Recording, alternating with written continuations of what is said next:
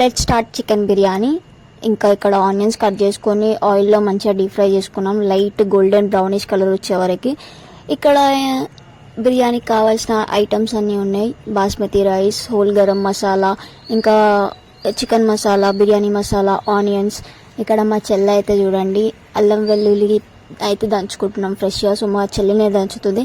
Chicken తీసుకున్నాం. ఇంకా ఇక్కడ 2 స్పూన్స్ కారం అయితే వేసుకున్నాం. చికెన్లో వేసుకొని మంచిగా ఒకసారి అయితే కలిపేసుకోవాలి. ఇంకా తర్వాత నూనె పోసుకోవాలి లైట్గా, అంటే మనం ఆనియన్స్ వేసుకున్నాం కదా అదే ఆయిల్ ఇందులో వేసుకోవాలి. దీంట్లోనే ఇంకా పసుపు, మిరియాలు, గరం మసాలా వేసుకొని మంచిగా కలిపేసుకోవాలి. ఇలా ఇంకా కొంచెం చికెన్ మసాలా కూడా వేసుకొని అన్నీ ఒక్కొక్క ఇంగ్రీడియంట్స్ వేస్తూ అయితే కలుపుకోవాలి. అప్పుడే మనకి పీసెస్కి మంచిగా ఇట్లా ముక్క అనేది పడుతుంది. ఇంకా బిర్యానీ మసాలా, పుదీనా, కరివేపాకు, పచ్చిమిరపకాయలు ఇవన్నీ వేసుకొని మంచిగా బాగా మ్యారినేట్ చేసుకోవాలి. ముక్కలకి మంచిగా మసాలా అనేది మంచిగా ఇట్లా తగలాలి.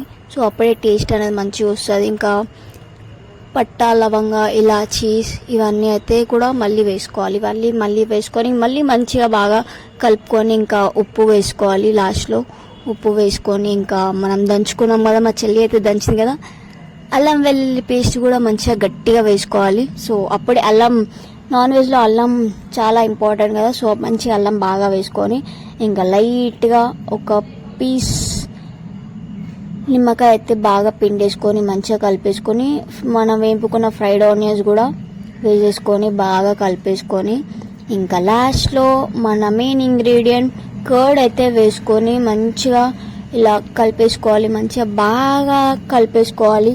సో ఈ కలపడం ప్రాసెస్ ఒక ½ అన్ అవర్ దాకా కలిపినాం మేము. సో అట్లా కలిపేసుకొని ఇంకా మంచిగా పైకి ఇవన్నీ వేసుకొని మూత పెట్టేసి పక్కకు పెట్టుకోవడం ఒక ½ అన్ అవర్ పాటు ఫ్రిడ్జ్లో.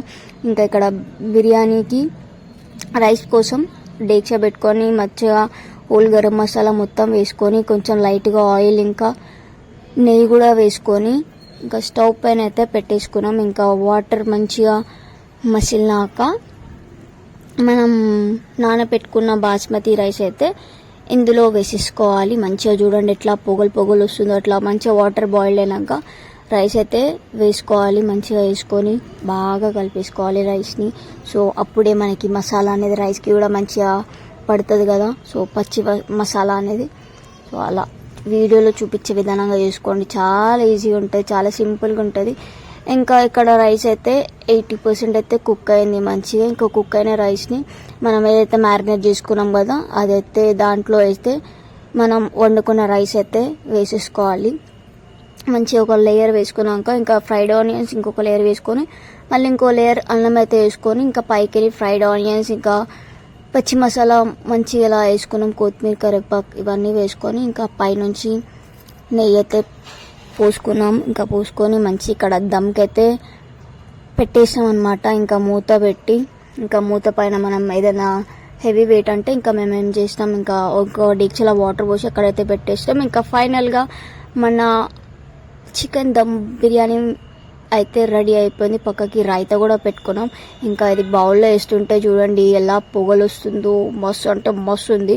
ఇంకా ప్లేట్లు సర్వ్ చేసుకొని మేమైతే తిన్నాం. ఈ ప్రాసెస్ అంతా మా బాబాయ్ చేసిండు. సో మా బాబాయ్కి అయితే ఫుల్ నచ్చింది, మాకు కూడా ఫుల్ నచ్చింది. మీరు కూడా ఒకసారి ట్రై చేయండి. జస్ట్ ఒక 1 అవర్లో అయిపోతుంది. సూపర్ అంటే సూపర్ టేస్ట్ ఉండే. సో ఈ వీడియో నచ్చినట్టయితే please do like, share, subscribe to my channel. ఇంకా మీకు ఎలాంటి వీడియోస్ కావాలో కూడా నాకు కింద కామెంట్ చేయండి ప్లీజ్. అప్పుడు నా ఛానల్ని ప్లీజ్ సబ్స్క్రైబ్ చేసుకోండి. బాయ్ అందరికీ.